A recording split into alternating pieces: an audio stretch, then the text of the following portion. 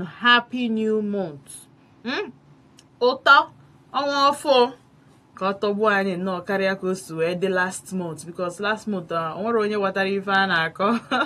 Onwere onye isi akpakala ọnụ last month. Amarọ m nwaanyị, amarọ m na imago rush dị n'ịbanye ember month, maka ọ na-awa na-achọ ebe ember month like this for some reason. Imago ife m aghọtara, adịbịcha na m na ga aghọtara ụmụ ụdị rush a na-enwe na September, October towards December. Imago na-abakwa ember month ife dị iche iche a na-eme, ma ndị ezie ma ndị ajịa.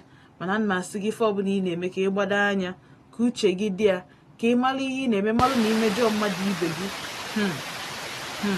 A sị na ife mmadụ na-eme na-elive after them. Sometimes this period kịta ọ na-elive zikwa with us. Adịghị echezikwa ka ịmụọ nwa, adịghị echezikwa ka nke a mee.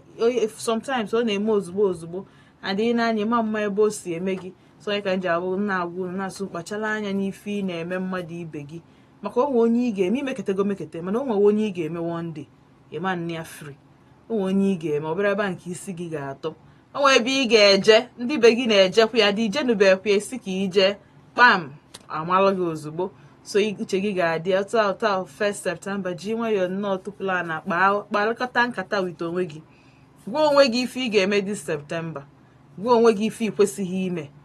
Then onwe ndị bụ na onwe ka fasti dị anya na ndụ gị, makwa na ị ga-cut ha off ka ị ga-enyefa long spoon. Maka na asị na ịchọ dine with the devil, gị nye ya long spoon, ịghọtago. Ọ bụrụ na asị gị hapụ onye, kama na asị gị trust na the person. Maka gịnị na onye ịma ga-eme gị ịwa, ka hapụ ime gị ịwa, ka afa gị hapụ ịbụ sorry, ka ị hapụ ịbụ onye ọ ga-awụ ịtụpụrụ anya na-asị ha die noon. Meanwhile, ị nwekwa time and opportunity ime gịnị iwezugara onwe gị ihe ndị a dị iche iche. So na-asị unu daalụ. Abịarọ m nnọọ ikwu ogologo akụkọ, maka ịma na ebe ahụ ebe ọ ya wee gbagharịcha nnọọ for the day. Anyị bịa relax ya, gelo nnọọ okwu, mụta ihe, kpaa egwu, anyị wee pịachie. So aga na ebe ọbụla nna anacheta azụ wee nachetara azụ ngwa unu ife nji maka ya wee bịa for the day. Adụ mmanụ ka o si adị, anyị na-ekọ nwere ife mụ nwa ba ntị Chinazụ ma nke ọbụla mmakwa n'alụ, nke ọbụla mfụkwa n'alụ, mburu ya bịa kọọlụ na ya tụkọ isi ọnụ, tụkọ uche ọnụ, kpaalụ dị na ya, mmadụ ka a ga-esi wee wepụta ya ife o wee bụrụ ife. So nwere ife mma nke m bụ gịnị igwe unu from ihu ngwazi m na-amụta na-etinyezi 1 and 2 together. Efe mara ya 1 + 1 abụrụ 2, 2 + 2 abụrụ 4. Tụ a ka anyị ga-esi wee na-aga anyị na-amụta something. Daalụ aga na ebe ọbụla ọkana nna anacheta azụ. Afa m bụ Aunty Chinazụ, ịnọ n'Odenigbo ebe anyị na-awụsa arụ, eji asụsụ anyị adaiset okwu a na-akpị Odenigbo. Ọ vote na-ewetali gị na ọkụkwa na alụfọ Monday to Friday. Ndewo. Anyị nabatazi unu wite egwu anyị na ọmalịcha egwu anụ Igbo amaka. Agwa m si na onye abụrụ onye Igbo ife mere ya, jee jụọ Davido ife mere o ji enube onye Igbo.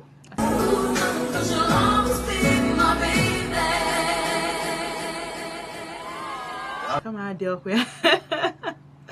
Ijuze ndị nọ n'Igbo ife mefe jiro wee chọọ ịpụ, aka m dị na nke ahụ. Mana ọ bụrụ na ị bụrụ onye Igbo ife mekwara gị, and ebe ọ bụla ị nọ onye Igbo anọrọ ya ebe a ntileti, chịrị slippers gị n'aka, buru akpa gị n'isi, kọlọ ọsọ. Ọ bụ na ị chọrọ ije boro Chioma ajọ onwe iboro wee mee gịnị wee gbaa ya bụ ọsọ, maka na ebe a ntipịara etipịa. Aga na ebe ọ bụla nna anachita azụ. Ndewo.